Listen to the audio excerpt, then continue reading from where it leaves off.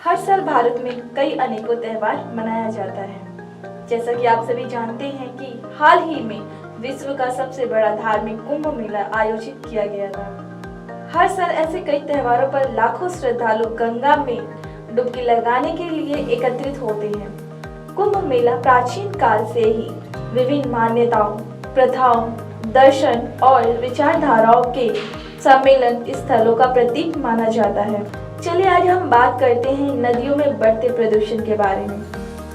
जिस प्रकार समय के साथ साथ देश की बढ़ती जनसंख्या, औद्योगिकरण और अन्य प्रथाओं के कारण गंगा नदी व अन्य सहायक नदियों में प्रदूषण की मात्रा अधिक तेजी से वृद्धि हो रही है।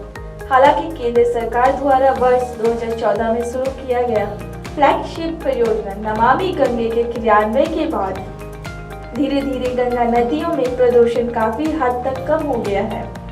लेकिन गंगा नदी और अन्य नदियों के प्रदूषित होने के कई कारण हैं, जैसे शहरीकरण, औद्योगिक धंधे इत्यादि। जिस प्रकार भारत में तेजी से हो रही शहरीकरण के कारण कई पर्यावरणीय समस्याएं उत्पन्न हो रही हैं, जैसे जल आपूर्ति, अपशिष्ट जल और गंगा नदी के किनारे बसे शहर, कस्बे और प्रशासन द्वारा शहरों में निकासित होने वाली अनुपयोगी जल, सीवर अरेंजमेंट आदि की समस्याओं के बारे में गंभीर पूर्वक विचार करने की जरूरत है।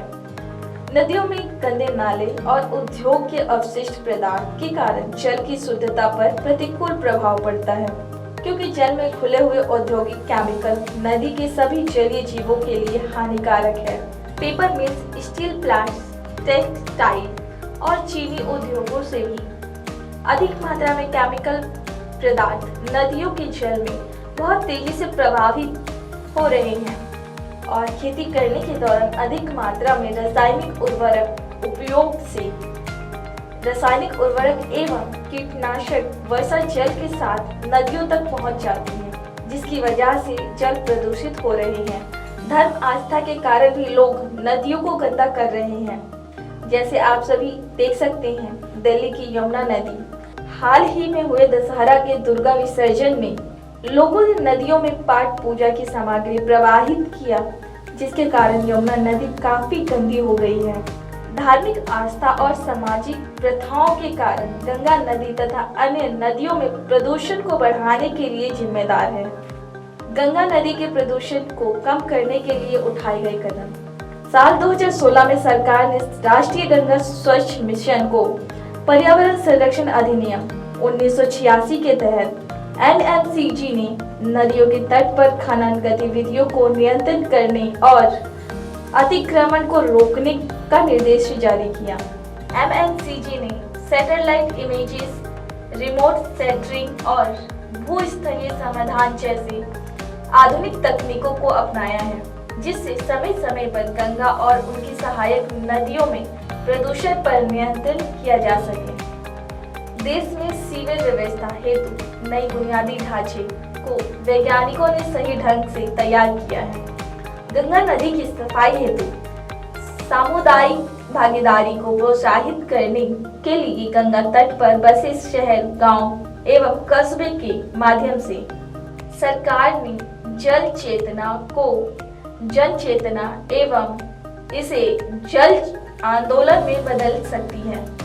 भारतीय संविधान अनुसार केंद्र और राज्य सरकार को नागरिकों के लिए स्वच्छ पेयजल तथा स्वच्छ वातावरण उपलब्ध करवाने का प्रावधान करता है। अनुच्छेद जैसे अनुच्छेद 48A, अनुच्छेद 51A, अनुच्छेद 21। इसके साथ ही सर्वोच्च न्यायालय द्वारा घोषित किया गया है कि स्वच्छ जल और स्वच्छ पर्यावरण एक मौलिक अधिकार है। नमामि गंगे परियोजना गंगा नदी और उनकी सहायक नदियों को साफ करने के लिए उठाया गया नमामि गंगे परियोजना गंगा नदी और उसकी सहायक नदियों को साफ करने के लिए उठाया गया कदम एक सही दिशा माना जाता है। अन्य नदियों में प्रदूषण से निपटने के लिए इस परियोजना का प्रयोग किया जाना चाहिए। देश व दुनिया की तमाम जानकारियों के लिए जुड़े रहे MGB डिजिटल इंडिया के साथ।